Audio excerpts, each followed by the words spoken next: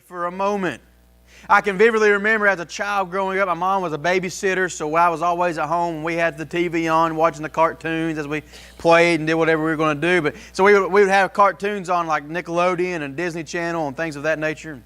And this was back in the days when we actually had to watch commercials. Y'all remember those days, right? Like the Netflix free generation.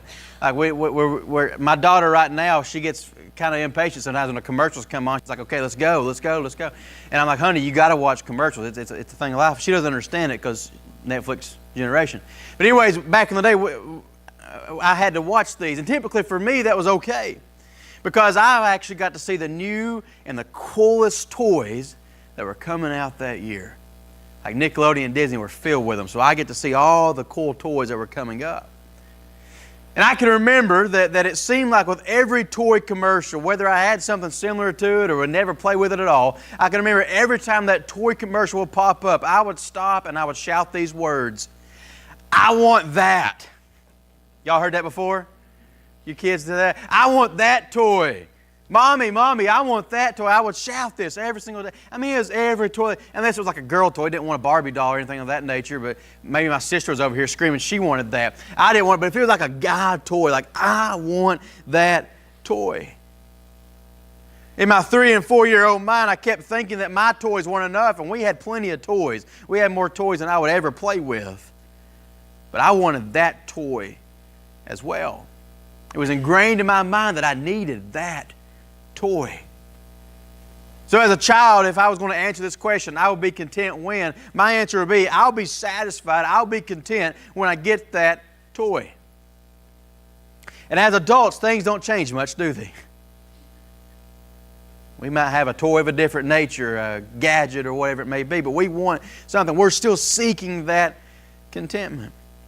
And with the explosion of social media where everyone posts their best filtered pictures, and their statuses that highlight only the best parts of their days, like you don't see much of the bad stuff that's going on in people's lives. Where you got the social media drive going on, I think we begin longing for contentment more and more each day. As we scroll through and see how perfect the lady or the man, the couple down the street, their lives seem to be, we start becoming discontent with our lives, dissatisfied, wanting more. So our answer this morning, if you're going to answer this question, just to give you a few examples, our answer this morning might be, I'll be content when my life looks more like someone else. I'll be content when I get a raise. I'll be content when I reach this certain yearly salary. I'll be content when I reach a certain level in my company, or maybe I'll be content when I just change jobs altogether. I'll be content whenever I get a house that fits this certain criteria. I'll be content when I'm healed. I'll be content when my spouse or friends change to kind of fit the mold I've placed for them. I'll be content when I finally go on that vacation, get that new car, get that new gadget, or have some other sort of life change, maybe marriage or children. I'll be content when blank. And there are any number of other answers we here could offer this morning. Especially living in America. Tim mentioned this morning, we live in the land of plenty. We live in America where all of these things are really right there at our disposal. Living in the land of plenty, we live here in the land of plenty, yet statistics and probably experience will show us that we are some of the most discontent people throughout all the world.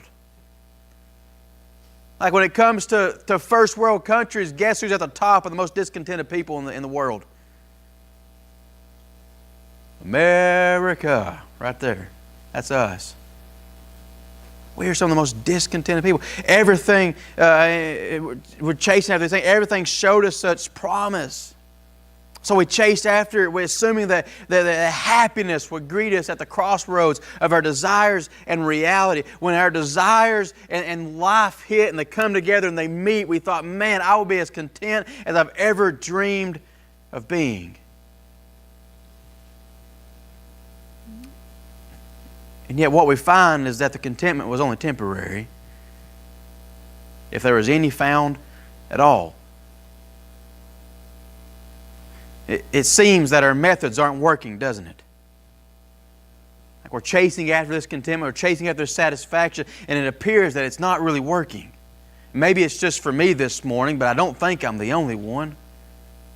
That things we chase after aren't really fulfilling aren't as fulfilling as we expected them to be. So I'm going to propose a question. What if we change the way we think this morning? If we're trying to reach contentment and the way we're doing it ain't working, why don't we change the way we think? You've heard this quote before, but Albert Einstein once said the definition of insanity is what? Doing the same things over and over and expecting different results. So with that in mind, before we dive into Philippians chapter 4 this morning, I propose that we each make the conscious decision to start thinking differently about what might make us content, what might make us satisfied. That we'll be open to a better, more successful plan for contentment. Because let's be honest, what we've tried isn't working. So it must be a better plan. And that plan is found in Philippians chapter 4. Paul discusses it this morning as he concludes this letter to the Philippian church. He says this, he starts off in verse 10. He said, I rejoice in the Lord greatly that now at length you have revived your concern for me. You were indeed concerned for me, but you had no opportunity. So in other words, we talked about this a little bit at the beginning of the series. The Philippian church have sent a monetary gift to Paul. They've sent some money over to him through Epaphroditus. And he's like, hey, I appreciate what you've sent to me through Epaphroditus. In other words, you're good people. I know that you've been concerned for me. Wasn't able to send anything before, but now you have, and I really, really appreciate it. But to clarify, Paul says this in verses 11 and 12.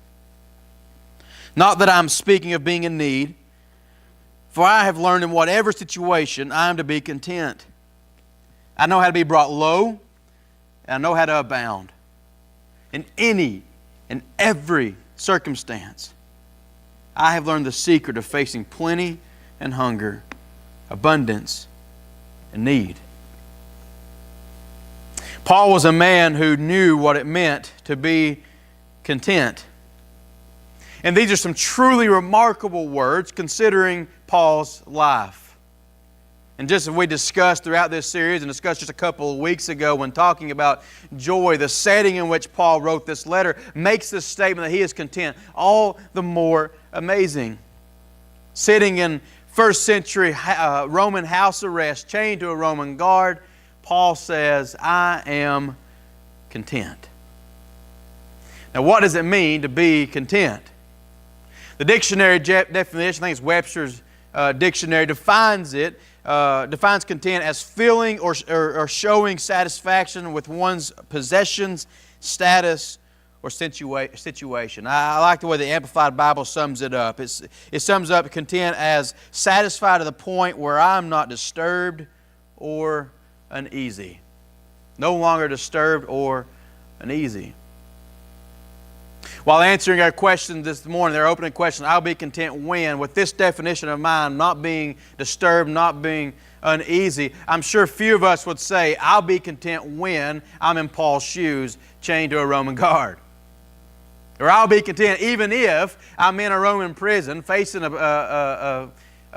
possibly execution at the end of it. I don't know what's going to come at the end of this when my trial gets here, but I'll be content when I'm in Paul's shoes. If we were in Paul's shoes, we might say, I'll be content when they release me from this unjust prison. Now, which one do you think you're going to go with? Get me out of here, Lord, right?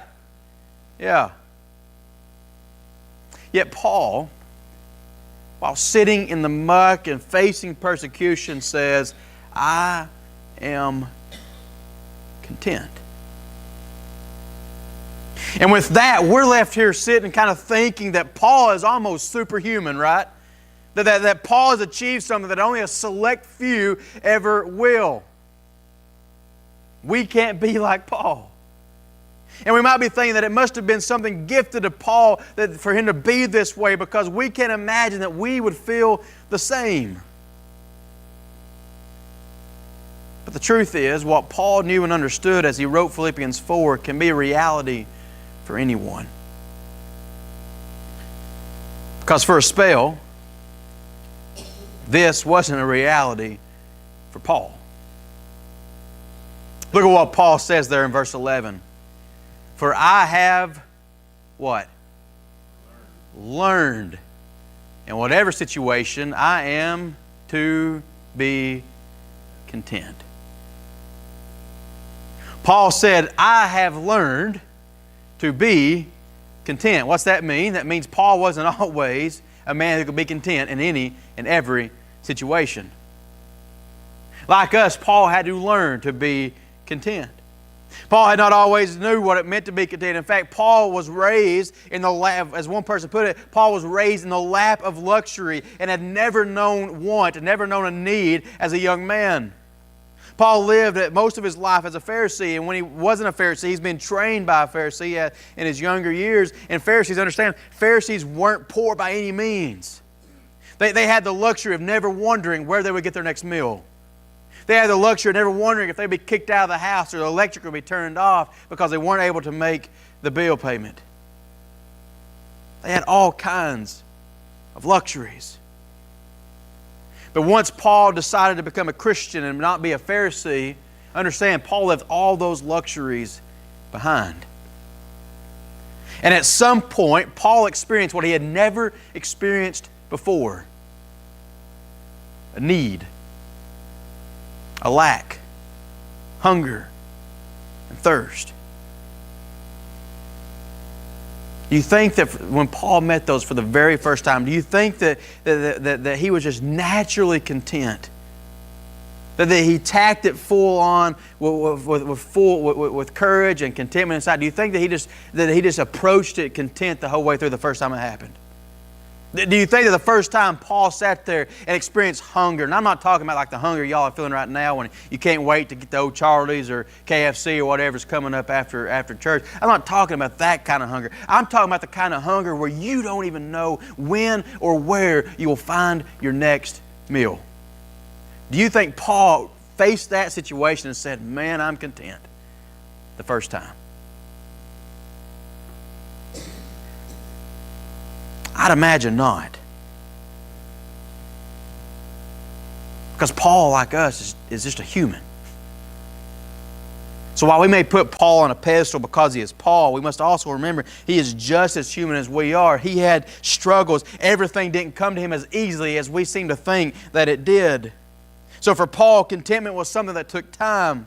It's not something that was just naturally gifted to him. It doesn't just suddenly kind of manifest itself in our lives. It was something that Paul had to learn over time through many ups and downs, any number of ups and downs. And the good news is, for us this morning, if you're struggling with contentment this morning, the good news is that if Paul could learn contentment, if Paul, a man who grew up in luxuries and eventually faced a need when he was well into his adult life, if Paul could learn contentment, the good news for us this morning is that you and I can learn it as well. It's not just something Paul could do. It's something we can do too. Now, if we're honest, we might be a bit turned off to the idea of learning contentment, aren't we? I mean, maybe it's just me, but I think contentment is something we want. It's something I want in my life, but I'm not really sure I want to learn it. Like, God, if you could just pour this gene into me, like just give me contentment within my heart, that would be great, but don't put me through the course, right? We don't want to learn contentment mainly because we understand that we have to learn it, and contentment is somewhat like patience. Patience is a virtue. We don't just naturally have it, right? We have to learn it. How many of you are praying for patience? Yeah, we don't pray for patience, do we?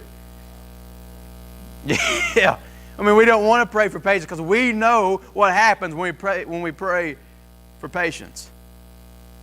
We don't enjoy learning that process. We know what patience 101 consists of, don't we? Something's coming. Someone may be coming. And God's going to say, you want to learn patience? Here you go. Here's your course. So if contentment is anything like patience, man, we don't want to learn it, do we?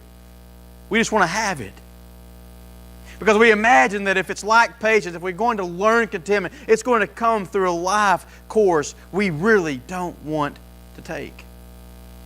And Paul certainly walked through many of those life courses. We discussed them a few weeks ago in a sermon, and Tony mentioned them, highlighted them on Wednesday night here, but you can find them in 2 Corinthians chapter 11, 24 through 27.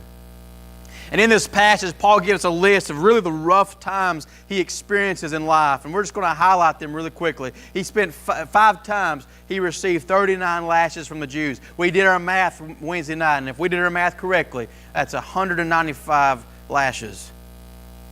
3 times Paul was beaten with rods. Once Paul was stoned and they left him thinking he was dead. 3 times he was shipwrecked, and he once spent a night and a day adrift at sea.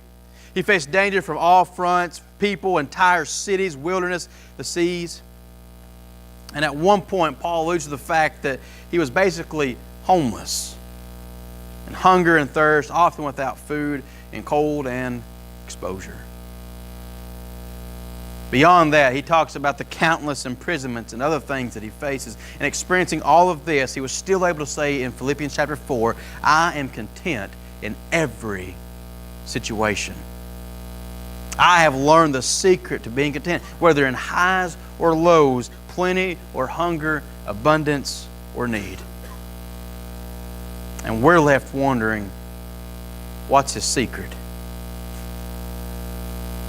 I've learned the secret to being content. What is the secret? It's a secret the world has long tried to answer and try to find out themselves. And the answer the world often gives is bigger or better, more or newer, right?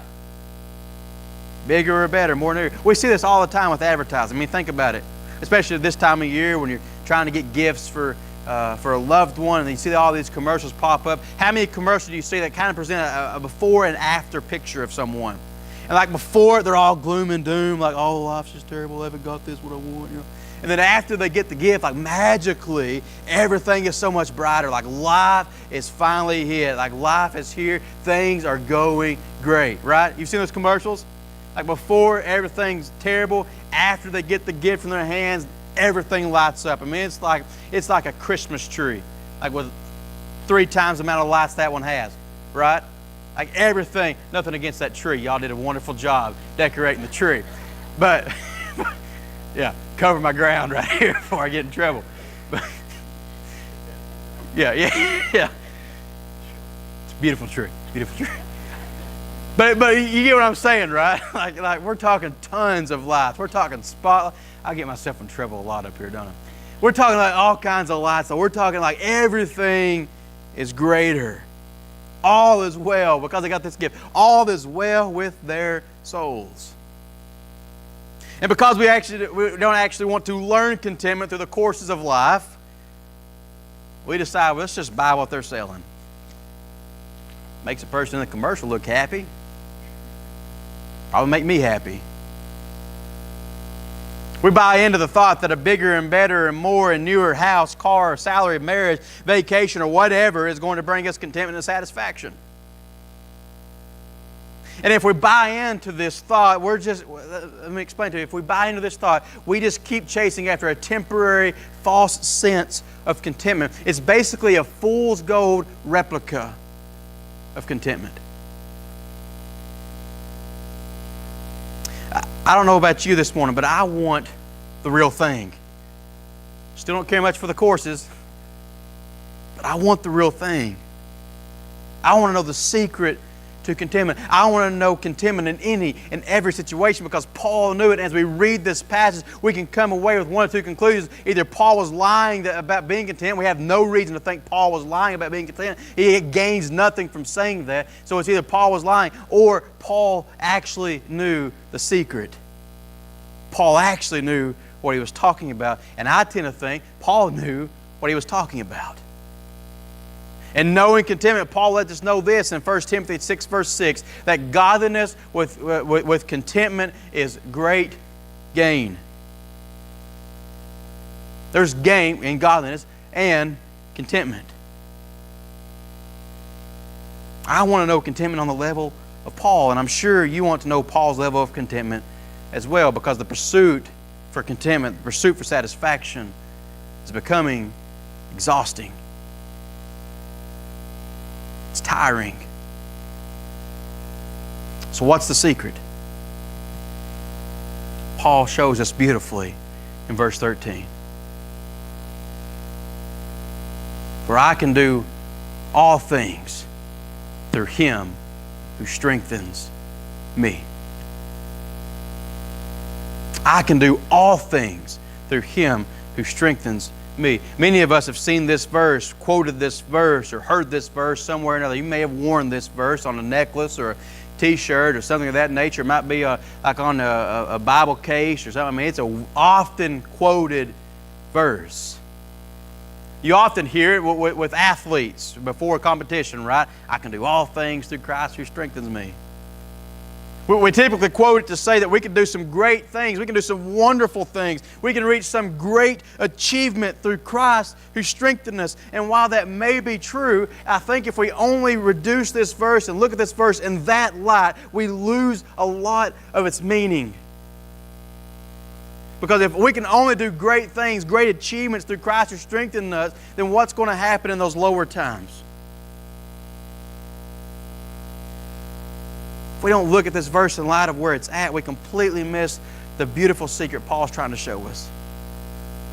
You see, this verse we just went through a while talking about it. This verse has everything to do with being content in the worst of the worst and the best of the best.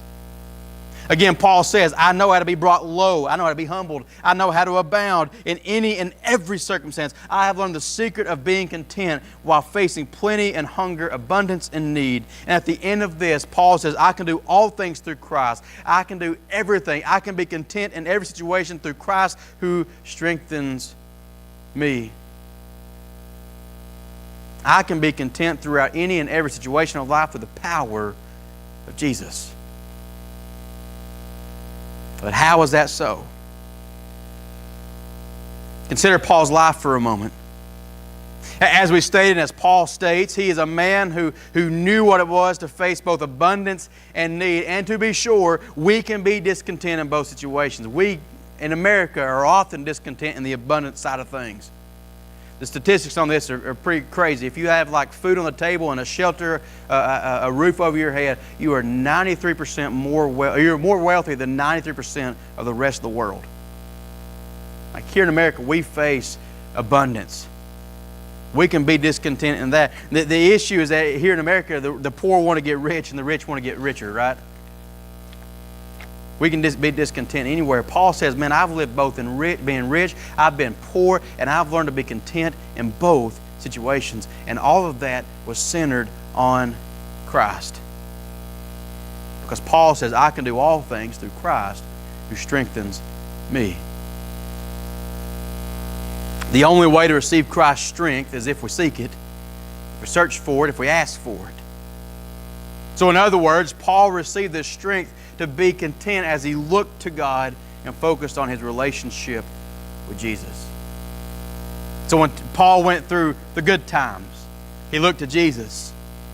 And when Paul went through the rough times, he looked to Jesus. And it didn't matter which situation he was in, Paul would be content. If he had plenty, he was content. If he was hungry, he was content. Whether in abundance or need, Paul remained content because the source of Paul's contentment wasn't found in what the world had to offer. It wasn't found in bigger and better, more and newer, but it was found in a stronger and stronger relationship with Jesus. So that while situations and circumstances of Paul's life would change, one thing remained the same, and that was his relationship with his Lord. To put it this way, someone once said that if you're looking horizontally, you're looking at what everyone else has around you, you'll become discontent pretty quickly. But if you look vertically, you look right to Jesus, you'll find contentment in Him. We want to know the secret to being content in any and every situation, in plenty and in need, and the secret is simple. The secret to contentment is found in Jesus and in an ongoing relationship with Him. Because while the journey of life will take us through any number of ups and downs and kind of spin us all around, Jesus remains constant. Jesus remains the same. So if we want contentment, we find it in the Lord. It plucks away at every American gene we have, doesn't it? But again, the way we've been trying isn't working. If we want contentment, we find it in the Lord. Many men of faith have grown to understand this truth. Let me give you a few quotes as examples, just two of them. Pastor Professor Sinclair Ferguson describes it like this. He says, contentment is the direct fruit of having no higher ambition than to belong to the Lord at His disposal. And theologian William Barclay put it this way: this ultimately is a secret of contentment, to know Christ, but to press on to know Him more in all areas of life. So understand the secret this morning to contentment is an ongoing, deepening relationship with Jesus. It was this truth, this relationship, that led Paul to say things in Philippians like this: to live as Christ and to die as gain, Philippians 1 verse 21. To say things in Philippians 3 verse 10 like, but everything that was a gain to me I have considered to be a loss because of Christ. And those things that were a gain were things Paul was seeking after, the things of this world, things that he thought would satisfy him. He says, everything that I thought was a gain, I have now considered loss because of Christ. More than that, I also consider everything to be a loss in view of the surpassing value of knowing Christ Jesus, my Lord. And it's what led him to say here, I have learned in whatever situation I am to be content. In any and every circumstance, I have learned the secret of facing plenty and hunger, abundance and need. And I can do all things, all of this, through Christ who strengthens me. Paul didn't need bigger and better, more and newer. Paul had Jesus, and that was enough. Is that enough for you this morning? Is that enough for us? We began this morning filling in the blank. I'll be content when blank. And hopefully you thought of an answer. Possibly you thought of several answers. But let's take this a step further and put it this way. As one pastor put it, if your ship never comes in, if your dream never comes true, if the situation never changes, if that blank never gets fulfilled, could you still be content? Will you be content? You see, if we answer that first question like most of the world, then the truth is we'll never be content. If our ship doesn't come in, we'll be longing for what could have been and what should have been. And if it does come in, we may be content for a spell, but we'll eventually become discontented again because we've got a new ship we want to come on in. Solomon said it like this in Ecclesiastes 1 verse 8, the eye is not satisfied with seeing, nor the ear filled with hearing. And then in 6 verse 7, Ecclesiastes 6 verse 7, all the labor of man is for his mouth, and yet the soul is not satisfied. Odds are we've been seeking contentment as the world does for years. Maybe not even noticing it. Again, that's the American gene, right? And if we've started doing it this way, then the truth is we begin hitting a wall. John Maxwell kind of explains it in a different context, but he kind of gives this illustration. I want to use it this morning. Like contentment is up here, and this is us. And if we've been trying to seek contentment the way the world does, this is what we're doing. Trying to get up here, but continually come up short. We're searching for contentment by the same old methods, doing the same old things, getting the same old results. And we think, man, if I just keep on persevering, if I keep working, if I keep buying, if I keep seeking and searching, then I'll eventually get it.